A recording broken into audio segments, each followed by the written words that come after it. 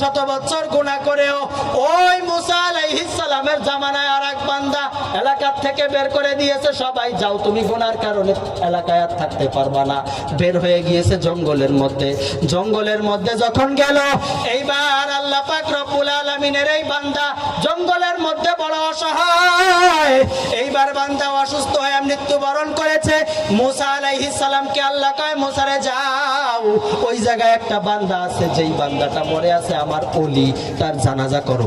এলাকার মানুষ নিয়ে মুসা আলাইহিস সালাম গিয়ে দেখে এই তো সেই গুনাহগার যে কিছুদিন আগে গুনার কারণে তাকে বের করে দিলাম এলাকা থেকে। আল্লাহ রে, কেমন বান্দাকে আপনি ওলি বললেন? সমস্ত মানুষ বলতেছে তারা নাকি তাকে এলাকা থেকে গুনাহের কারণে বের করে দিয়েছে। আল্লাহ বলে, মুসা রে, এ তো আমার সেই বান্দা। মানুষের জীবনে তার এই ছোট্ট হায়াত, এই জীবন আল্লাহ পাকের হুকুম মতো কাটাইতে পারলে অনেক দামি।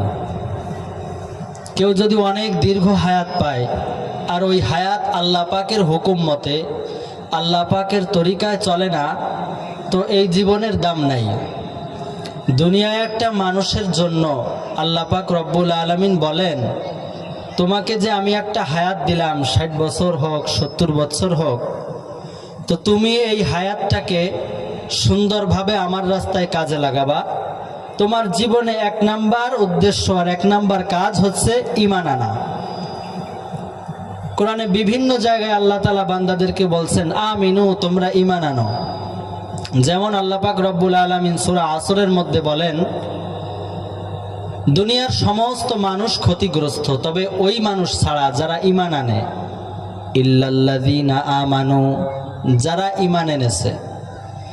ঈমানের দ্বারা মানুষের আমল নামায় তার আমল স্থির হয়। কোনো মানুষের ঈমান নাই, সে যতই ভালো কাজ করুক তার আমল নামায় সেটা থাকবে না। মানুষের জন্য 1 নাম্বার শর্ত হচ্ছে ব্যক্তির ঈমান আনতে হবে। আল্লাহর প্রতি ঈমান আনার পরে আমার আপনার জন্য সবথেকে বড় দায়িত্ব হচ্ছে দুনিয়ার জীবনে নেক আমল দ্বারা নিজের জীবনটাকে সাজানো। আমি যদি নেক আমল দ্বারা আমার জীবনকে সাজাই, তাহলে আমার দুনিয়ার জীবন যেমন সফল হবে, আমার চিরস্থায়ী আখিরাতের জীবনও সফল। আর যদি আমার এই নিজের জীবনে নেক আমল না থাকে, তাহলে এই জীবন আমার সফল হবে না। দুনিয়াও যেমন সফল না, আমার আখিরাতও তেমন সফল না। চিরস্থায়ী আখিরাতে যদি সফল আমি না হতে পারি, আমার মতো কপাল পোড়া আর দুনিয়ায় থাকবে না। দুনিয়াতেও যারা ঈমান আনে এবং সৎ আমল করে তারা সফল, আর এই সফলতা স্থায়ী হয় তাদের জান্নাত পর্যন্ত। শুধু যে দুনিয়া পর্যন্ত শেষ এতটুকুই না, আল্লাহর পক্ষ থেকে বান্দা দুনিয়ার সফলতা অর্জন করে, আর এই সফলতা স্থায়িত্বতা লাভ করে জান্নাত পর্যন্ত। মানুষ তার জীবনে যেই কাজগুলা করবে নেক আমল তার জান্নাত পর্যন্ত তার সাথে রক্ষী হবে, তাকে জান্নাতে নিয়ে যাবে। নেক আমল তার জান্নাতের সাথী হবে। নেক আমল ছাড়া আমাদের জীবনের আর কোনো সঠিক পথ নাই। আমরা যদি নেক আমল দ্বারা নিজেদের জীবনটাকে সাজাই, তাহলে আমাদের এই জীবনটা হবে অনেক সুন্দর। আর যদি নিজেদের জীবনে নেক আমল না করি, এই জীবনটা জাহান্নামের উপযুক্ত হয়ে যাবে। নেক আমল যদি আমার আমল নামায় থাকে, এই নেক আমল আমার হাসরের মাঠের সঙ্গী হবে। এই নেক আমল আল্লাহর কাছে সুপারিশ করবে, আল্লাহ তোমার এই বান্দা দুনিয়ায় নেক আমল করে করে তার জীবনটাকে কাটাইছেন, আল্লাহ রে তাকে আপনি জান্নাত দান করেন, নেক আমল তার সাথে থাকবে। পক্ষান্তরে যদি বদ আমল থাকে, এই বদ আমল বিভিন্ন আকৃতিতে আমাকে ধাওয়া করতে থাকবে। বদ আমল আমাকে জাহান্নাম পর্যন্ত নিয়ে যাবে। যেমন আমাদের একজন বড় বুজুর্গ ছিলেন মালিক ইবনে দিনার রহমাতুল্লাহি আলাইহি। আমাদের কিছু বুজুর্গ এমন ছিল যারা জীবনের শুরু থেকেই বুজুর্গ, কিন্তু মালিক ইবনে দিনারের বিষয়টা একটু আলাদা। মালিক ইবনে দিনার রহমাতুল্লাহি আলাইহি জীবনের শুরুর অবস্থাতে এত ভালো ছিল না। তিনি তার জীবনের শুরুর অবস্থায় অনেক গুনাহের কাজ করেছে। মালিক ইবনে দিনারের জীবনের শুরুর অবস্থা নেকের হালাতে ছিল না। মালিক ইবনে দিনার নিজের জীবনের শুরুর অবস্থা অনেক গুনার মধ্যে কাটাইতো। কিন্তু কোন কোন বুজুর্গ ছিল ছোটবেলা থেকেই বুজুর্গ, যেমন শামসুল হক ফরিদপুরি রহমাতুল্লাহি আলাইহি। ছোটবেলায় একদিন তার মাকে বলছে, মা আমি কিন্তু আগামীকাল রোজা রাখবো, আমাকে রাত্রে ডেকে দিবেন। তার মা ভাবছে ছোট বাচ্চা, এর ওপর ইসলামের বিধান তো ফরজ এখনো হয় নাই, মাঝে মাঝে রাখে এটাই যথেষ্ট। শামসুল হক ফরিদপুরির মা ডাকেন নাই, সারাদিন পরের দিন কাঁদতে কাঁদতে কাটাইছেন, কেন আল্লাহর হুকুম পালনে আমি থাকতে পারলাম না। ছোটবেলা থেকেই তাদের দিনের বুঝ অনেক বেশি। কিন্তু মালিক ইবনে দিনার বলেন, আমার শুরুতে দিনের বুঝ এত বেশি ছিল না। শুরুর দিক দিয়ে আমি অনেক গুনার কাজ করেছি। একটা সময় আমার এমন কেটেছে, শুরুর দিক দিয়ে আমি এমন গুনাহ করেছি যেই গুনাহ আমাকে জাহান্নামে পৌঁছে দেওয়ার মতো। মালিক ইবনে দিনার নিজেই ঘটনা বর্ণনা করেন, নেক আমলের কত গুরুত্ব। মালিক ইবনে দিনার বলে, আমি তখন মদ্যপান অবস্থায় নিজের রাত যাপন করতাম। মদ পান করে করে আমার রাত কাটতে থাকতো। আমার ওই সময় আমার সঙ্গী ছিল ছোট্ট একটা মেয়ে। আমার বান্দির গর্ভে এই মেয়েটা হয়েছে। এই মেয়েটাকে নিয়ে আমি বড় সুখে শান্তিতে কাটাইতেছিলাম। মেয়েটার বয়স যখন 2 বছর হয়ে গেল, মেয়েটা মারা গেল। মেয়ে মারা যাওয়ার পরে আমি বড় কষ্টে, আমার হৃদয়টা ভেঙে গেল। মদ পান তখন আমি আরো বাড়ায় দিলাম। তখন মদ পান করে আমি আমার প্রতিদিনের রাত যাপন করতাম। মদ পান করতে করতে গভীর রজনীতে যখন আমি ঘুমায় গেছি, হঠাৎ দেখি হাসরের ময়দান কায়েম হয়ে গিয়েছে। মালিক ইবনে দিনার বলেন, আমি দেখতেছি কেমন যেন হাসরের মাঠ কায়েম হয়ে গিয়েছে। হাসরের মাঠ বড় কঠিন ময়দান, হাসরের মাঠ। মালিক ইবনে দিনার বলেন, এই হাসরের মাঠ যখন কায়েম হয়ে গিয়েছে, তখন আমিও সকল মানুষের সাথে উঠেছি এবং দৌড় শুরু করেছি। দৌড়াইতে দৌড়াইতে সমস্ত মানুষের সামনে অনেক দূরে চলে গেলাম। হঠাৎ দেখি আমার পেছনে যেন কিসের একটা আওয়াজ হয়। আমি পিছন দিকে ফিরে তাকাইলে দেখি আমার পিছনে বড় মোটা একটা কালো সাপ আসতেছে। আমি এবার সাপের ভয়ে সামনের দিকে দৌড়াইলাম। হাসরের মাঠে তো আমার মতো আরো হাজার হাজার মানুষ, কোন মানুষকে সাপে ধাওয়া করে না, কিন্তু এই সাপটা আমাকেই ধাওয়া করতে লাগলো। আমিও দৌড়াইতে লাগলাম। কি করব হাসরের মাঠে? সেখানে তো আমার কোনো সঙ্গী নাই, সাথী নাই। ইয়াউমা ইয়াফিরুল মারউ মিন আখিহি ওয়া উম্মিহি ওয়া আবি। সেখানে আমার কোনো বন্ধু নাই, কোনো আত্মীয় স্বজন নাই। নিজের আপন যেই মানুষগুলা দুনিয়াতে ছিল, কোনো মানুষগুলা আমার সাথে নাই। তখন আমি দৌড়াইতে শুরু করলাম সামনের দিকে। ইতিমধ্যে আমি দিয়ে দেখি একটা বৃদ্ধ লোক, সাদা দাড়ি, সাদা পোশাক, আমার দিকে তাকিয়ে আছে। আমি তাকে বললাম, চাচা আমাকে একটু সাহায্য করেন, হাসরের মাঠে আমি বড় অসহায়। ওই যে দেখেন আমার পিছনে একটা সাপ আসে, এই সাপ আমাকে তাড়া করতেছে। আমার এখন কি উপায়, আমি কি করতে পারি? কোথায় গেলে আমি একটু হেফাজতের জায়গা পাবো, আমি একটু নিজেকে গোপন করতে পারবো, এই সাপ থেকে আমি নিজেকে একটু ঢেকে রাখতে পারবো? এই চাচা বলে, বাবা তোমাকে এই পথ বলার মতো অবস্থা আমার নাই।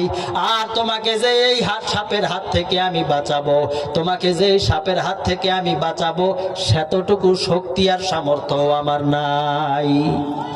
মালিক ইবনে দিনার বলেন, আমি দৌড়াইতে লাগলাম সামনের দিকে। দৌড়াইতে দৌড়াইতে একটা সময় আমি দেখতে পেলাম একটা উঁচু পাহাড়। ওই মুরব্বী বললেন, পাহাড়ের উপরে উঠে যাও। আমি পাহাড়ের ওপরে উঠতে লাগলাম। পাহাড়ের ওপরে যখন উঠে গেলাম, এবার আমি আবার দেখি সাপটা পাহাড়ের উপরে ওঠে। দূরে মুরব্বি দাঁড়ানো। জিজ্ঞাসা করলাম, মুরব্বি এই সাপ থেকে আমি কেমনে বাঁচতে পারি, আপনি আমাকে একটু বলে দেন। মুরব্বি আমাকে বলে, বাবা তোমাকে বাঁচানোর মতো কোনো সক্ষমতা আমার নাই, সেই পরিমাণ শক্তি আমার দেহে নাই। শক্তি যদি থাকতো অবশ্যই তোমাকে আমি বাঁচাতাম, কিন্তু সেই পরিমাণ শক্তি আমার হাতে নাই। মালিক ইবনে দিনার এইবার সামনের দিকে আগাইতে লাগলো। হঠাৎ গায়েব থেকে আওয়াজ, ওই যে সামনে একটা টিলা দেখা যায়, ওইখানে যাও, ওইখানে হয়তো তোমার কোনো ফায়সালা হতে পারে। মালিক ইবনে দিনার বলে, সেখানে গেলাম, দেখলাম একটা বড় টিলার মতো। ওই টিলার চতুর্পাশ দিয়ে স্বর্ণের দরজা, রেশমের কাপড় দিয়ে টিলাটা ঘিরা। ইতিমধ্যে একটা দরজা খুলে গেল। সকল জান্নাতের শিশুরা, ছোট্ট ছোট্ট বাচ্চারা সেখানে বোঝাই, সবাই আমাকে দেখতেছে, কিন্তু সাপও ধাওয়া করতেছে। কাছে কাছে যখন সাপ চলে আসলো, ইতিমধ্যে ওই টিলার মধ্য থেকে একটা বাচ্চা ডাক দিয়া বলে, আরে তোমাদের কারো কি চেনা নাই এই লোকটাকে?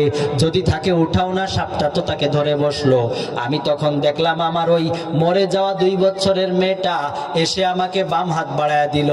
আমি তার বাম হাত ধরে ওই টিলার ওপরে উঠে গেলাম, আর ডান হাত দিয়ে সাপটাকে সে ইশারা করলো। সাপ ওখান থেকে চলে গেল। মালিক ইবনে দিনার বলে, আমার মেয়ে আমাকে এইবার ওই টিলার মধ্যে নিয়ে একটা নিরাপদ স্থানে বসাইলো। আমি ওই টিলার মধ্যে যখন নিরাপদ স্থানে বসলাম, আমি এইবার একটু নিশ্চিন্ত হলাম। এইবার আমার মেয়েকে জিজ্ঞাসা করলাম, বাবা রে, ও বাবা, তুমি এই কবরের মধ্যে আসার পরে আল্লাহ তোমাকে তো বড় ভালো রেখেছে। ও মা, আমি এইখানে আসলাম, আমি আসার পরে আমাকে এই সাপ এইভাবে ধাওয়া করতেছিল, কারণ কি? আমার মেয়েটা আমাকে বলে, বাবা, তোমাকে ধাওয়া করার যেই কারণটা, সেইটা হচ্ছে ওই যে মোটা যেই কালো সাপটা দেখছো, ওই সাপ আর কিছু না। তুমি যেই দুনিয়ায় গোনাহ করে করে নিজের গোনাহের পাল্লাটাকে বড় ভারী করেছো, ওই গোনাই হলো তোমার সেই সাপ। দুনিয়ার মধ্যে মদ পান করে করে কত মজা তোমার দুনিয়ার জমিনে, গোনার মধ্যে বাবারে তুমি কত মজা পাইতা। এই গোনাই হলো তোমার এই যে যেই সাপটা দেখলে, এই সাপটা। ও মা, কোন মানুষ তো আমার সাহায্যে এগিয়ে আসে নাই, তবে একটা বৃদ্ধ লোককে আমি দেখেছি। এই বৃদ্ধ লোকটাকে বলে, বাবা, ওই গোনাহের ফাঁকে ফাঁকে তুমি যেই মাঝে মাঝে দুইটা একটা নেকের কাজ করতে, ওই বৃদ্ধ লোকটা হলো সেই নেকের কাজ। এই দুনিয়ার মধ্য থেকে হায়াত নামক মূলধনকে কাজে লাগাইয়া তুমি যদি ওই বৃদ্ধ লোকটাকে শক্তিশালী করতে পারতে, তাহলে ওই সাপ তোমাকে কিছুই করতে পারতো না। বৃদ্ধ লোক ওই সাপটার মোকাবেলায় সক্ষম হতো। যেহেতু তুমি দুনিয়া নামক ওই হায়াতের মূলধনকে নষ্ট করেছো বাবা, সেহেতু ওই বৃদ্ধ দুর্বল, আর ওই মূল হায়াতকে তুমি গোনাহের হাতিয়ার বানিয়েছো, গোনা করেছো, সেহেতু তোমার সাপটা সবল। ও বাবা, আর গোনা করবেন না। গোনাহের কারণে আপনার পাল্লাটা বড় ভারী, নেকের পাল্লা একেবারেই হালকা, গোনাহের পাল্লা বড় ভারী। এই কারণে আপনারা যেই দুর্দশা। দুনিয়ার মধ্যে যদি নেক আমল করতেন রে বাবা, তাহলে হয়তো আপনার এই কঠিন অবস্থা হতো না। নেক আমল না করার কারণে আপনার এই কঠিন অবস্থা। নেক আমল, দুনিয়া নামক আমাদেরকে আল্লাহ তাআলা যেই হায়াতের মূলধন দিয়েছেন, এই মূলধনে যদি আমি নেক আমল করতে পারি তাহলেই আমার সফলতা। আর হায়াতের মূলধনে যদি আমি বদ আমল করি, কোনো সফলতা নাই। আল্লাহ তাআলা আমাকে এই দুনিয়ার জীবনটা দিয়েছেন ইবাদতের জন্য। ওমা খালাকাতুল জিন্না ওয়াল ইনসা ইল্লা লিয়াবুদুন। মানুষ এবং জিন জাতিকে আমি বানাই নাই, তবে বানিয়েছি একমাত্র আমার ইবাদতের জন্য।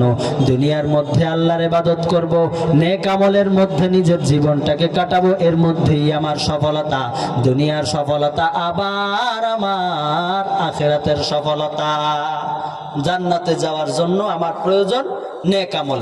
কবরের ঘরে প্রথম ঘাটি দুনিয়ার থেকে যাওয়ার পরে আমার কবর, সেখানেও নেক আমল দরকার। এরপরে আমার হাসর, মিজান, পুলসিরাত, প্রতিটা জায়গায় আমার নেক আমল দরকার। আমার সাথে যদি নেক আমল না থাকে, আমি যদি হেলায় খেলায় কাটায় দেই, আমার নেক আমলের বৃদ্ধ যদি কমজোর হয় আর বদ আমলের সাপটা যদি বেশি শক্তিশালী হয়, আমি হাসরের ময়দানে ওই সাপের কাছে পরাজিত। নেক আমল না থাকার কারণে, নেক আমল দুর্বল হওয়ার কারণে আমার আমলের পাল্লাটা ভারী হবে না, বদ আমলের পাল্লাটা ভারী হয়ে যাওয়ার কারণে জাহান্নাম আমার জন্য হয়ে যাবে। এই জন্য নেক আমল করা দরকার। জীবনে যতটুকু করেছি যা চলে গিয়েছে, আমার 40 বছর 50 বছর হায়াত যা গিয়েছে, এটা তো চলেই গেছে।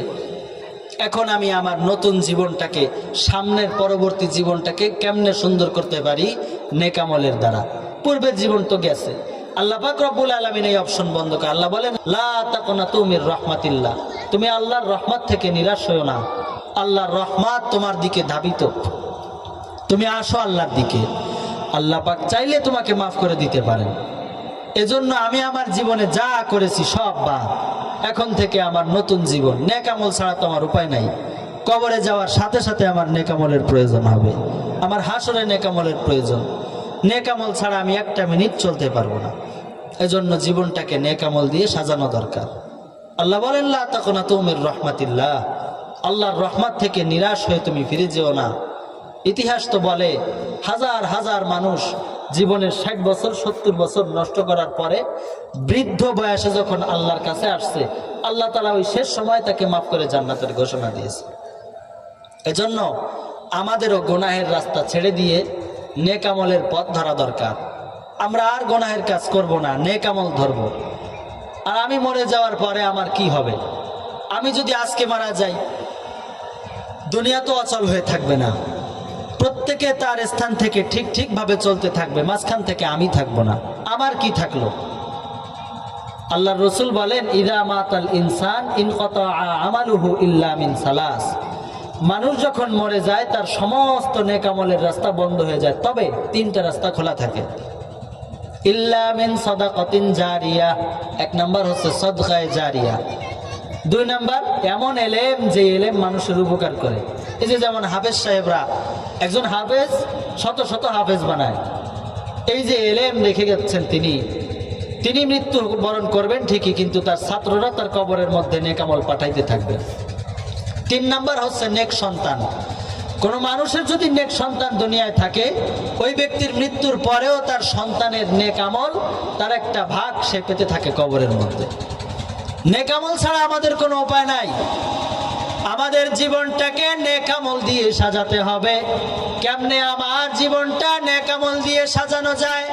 আল্লাহ বলেন, বান্দা জীবনে যা করেছো এর প্রতি তুমি নিরাশ হয়ে তুমি ফিরে যেও না, তুমি আমি আল্লাহ দিকে ফিরে আসো। লা তাকুনাতু মির রাহমাতিল্লাহ, তুমি আল্লাহর রহমত থেকে নিরাশ হইও না।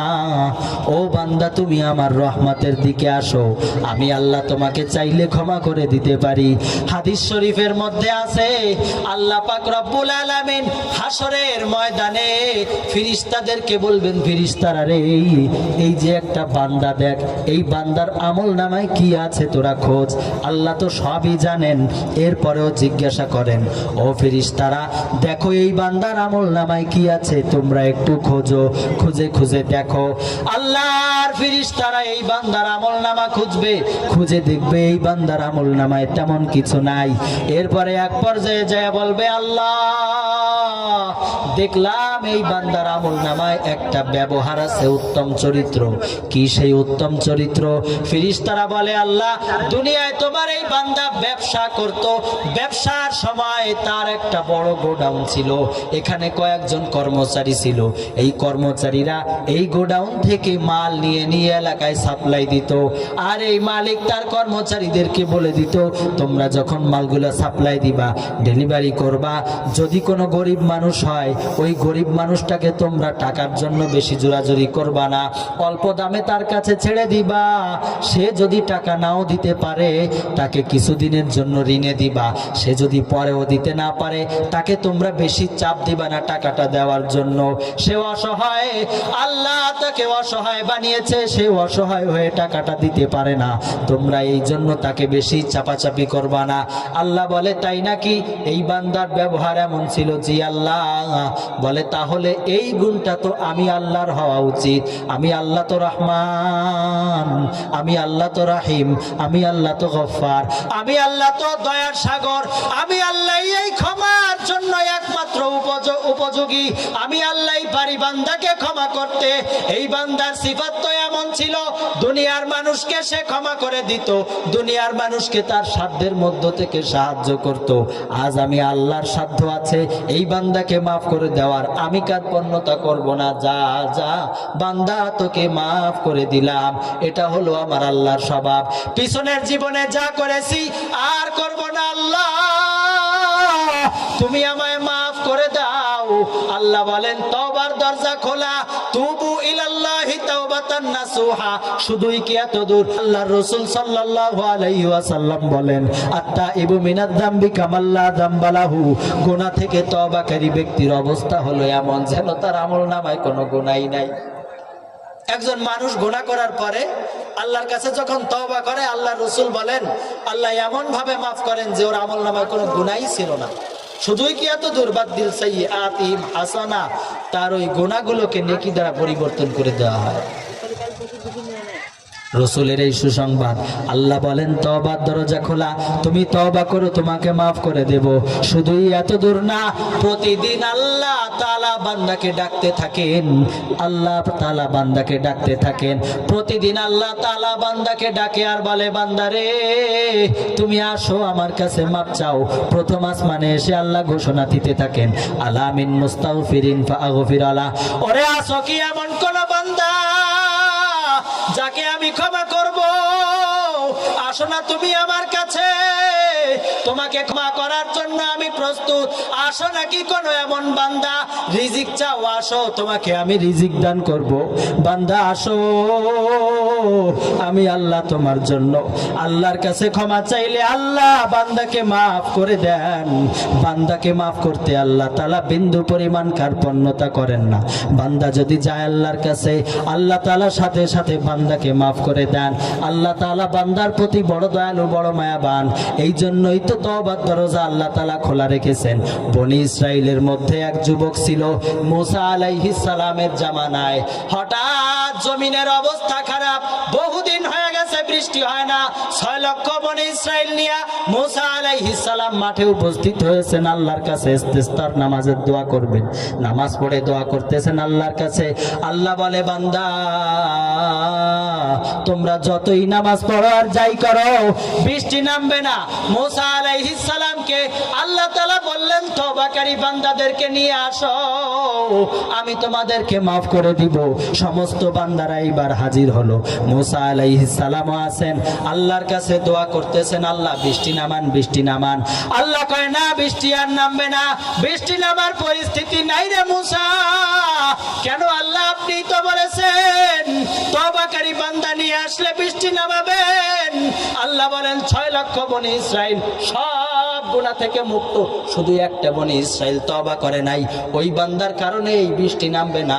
মুসা আলাইহিস সালাম উঁচু জায়গায় গেলেন, উঁচু জায়গায় গিয়া ঘোষণা দেয় এই 6 লক্ষ বনি ইসরাইল তোদের মধ্যে কে আছিস যার কারণে আল্লাহ তাআলা বৃষ্টি নামায় না? বের হয়ে যায় এই ময়দান থেকে। তোর কারণে 6 লক্ষ বনি ইসরাইল কষ্ট পায়, এমন কেন করতেছিস? তোর কারণে এই শত শত মানুষ কষ্ট পাইতেছে, তুই বের হয়ে চলে যা। ওই বান্দা ওইখানে বসেই আছে, কেউ বের হয় না। সাথে সাথে বৃষ্টি। মুসা আলাইহিস সালাম বলেন আল্লাহ এ আপনার কেমন খেলা?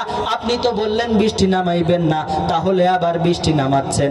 মুসা আলাইহিস সালাম বলেন ও আল্লাহ বৃষ্টি তো নামাইবেন না, কেন বৃষ্টি নামাইলেন আল্লাহ? বলে এই যে এই বান্দার কারণে বৃষ্টি এত সময় বন্ধ ছিল, ওই গুনাহগার বান্দার কারণে বৃষ্টি নামাচ্ছিলাম না। ওই বান্দা তো ইতিমধ্যে তওবা করেছে। এই তওবার মজলিস থেকে আমি আল্লাহর কাছে হাত তুলে তওবা করেছি, আল্লাহ গুনাহ যা করেছি আর করব না, তুমি আমায় মাফ করে দাও। 6 লক্ষ বনি ইসরাইলের মাঝ থেকে আমার বের হওয়া সম্ভব না। আল্লাহ তুমি যদি মাফ না করো, লজ্জার জীবন নিয়ে সারাটা জীবন কাটানো লাগবে। ও আল্লাহ তুমি আমাকে মাফ করে দাও। এই বড় মজলিস থেকে কেমনে বের হব? তুমি যদি মাফ না করো আমার আর কোনো রাস্তা নাই। আল্লাহ বললেন মুসা রে, ওই বান্দা তো ময়দানে বসেই আমার কাছে তওবা করেছে, আমি কেমনে পারি তাকে মাফ না করতে? আমি মুসা তাকে মাফ করে বৃষ্টি নামায় দিয়েছি। কাজেই আমার যত গুনাহ আছে আমি আল্লাহর কাছে তওবা করি, আল্লাহ তুমি আমায় মাফ করে দাও। জীবনে যা করেছি আর করব না, ভুল করেছি আল্লাহ, এই গুনাহের মধ্যে আর লিপ্ত হব না। ও আল্লাহ, সামনের জীবন সুন্দরভাবে কাটাবো আর তওবাকারী বান্দাদের মধ্যে আমি শামিল হয়ে যাব। আমার দ্বারা যেন আর কোনো গুনাহ না হয়।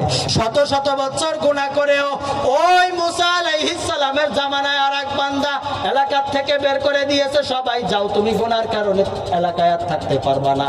বের হয়ে গিয়েছে জঙ্গলের মধ্যে। জঙ্গলের মধ্যে যখন গেল, এইবার আল্লাহ পাক রব্বুল আলামিনের এই বান্দা জঙ্গলের মধ্যে বড় অসহায়।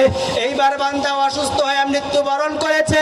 মুসা আলাইহিস সালামকে আল্লাহ কয়, মুসা রে যাও, ওই জায়গায় একটা বান্দা আছে, যেই বান্দাটা মরে আছে আমার ওলি, তার জানাজা করো। এলাকার মানুষ নিয়ে মুসা আলাইহিস সালাম গিয়ে দেখে, এই তো সেই গুনাহগার যে কিছুদিন আগে গুনার কারণে তাকে বের করে দিলাম এলাকা থেকে। আল্লাহ রে, কেমন বান্দাকে আপনি ওলি বললেন? সমস্ত মানুষ বলতেছে তারা নাকি তাকে এলাকা থেকে গুনাহের কারণে বের করে দিয়েছে। আল্লাহ বলে, মুসা রে, এ তো আমার সেই বান্দা, কিন্তু ওই বান্দা এলাকা থেকে যখন জঙ্গলে এসেছে, ও মুসা, আমার এই বান্দা জঙ্গলে এসে বড় অসহায়। বান্দা শেষ সময় আমাকে হাত তুলে বলে, আল্লাহ, ডাইনে দেখছি, বামে দেখছি, সামনে পিছনে সব জায়গায় দেখছি, কেউ নাই। এখন আমি বুঝতে পেরেছি তুমি ছাড়া আমার আর কেউ নাই। ও আল্লাহ, তুমি আমাকে মাফ করে দাও। দুনিয়ার মানুষ আমার ওপর নারাজ, এলাকা থেকে বের করে দিয়েছে, তুমি আমাকে মাফ করে দাও। ও মুসা, আমার এই বান্দার তওবার দরজা থেকে তো আমি তাকে বের করে দিতে পারি না। আমার বান্দাকে মাফ করে দিয়ে আমি আমার নিজের বুকে জড়ায় নিয়েছি রে মুসা। 60 বছর গুনাহ করেছে, তাতে কি? তাকে তো আমি আমার কলিজা দিয়ে ভালোবাসি, তাকে তো আমি আমার বুকে টেনে নিয়েছি তওবার কারণে। যা করেছি জীবনে, এটা আল্লাহর কাছে হিসাব দেওয়ার মতো না। এজন্য আজ থেকে তওবা করি, সামনের জীবনটা যেন আমাদের নেক আমলের জীবন হয়, নেক আমলের জীবন হয়। এই তৌফিক যেন আল্লাহ তাআলা আমাদের সকলকে দান করেন। পীর সাহেব হুজুর আসবেন, নামাজের পরেই হয়তো আসবেন। হুজুর অসুস্থ, আমরা সকলেই শুনেছি, হয়তো হুজুর গুরুত্বপূর্ণ নসিহত পেশ করবেন। আমরা সকলেই বসে যাব, যারা বাইরে দিয়ে ঘোরাফেরা করতেছি, নামাজের পরে আর কেউ বাইরে থাকবো না। আল্লাহ তৌফিক দান।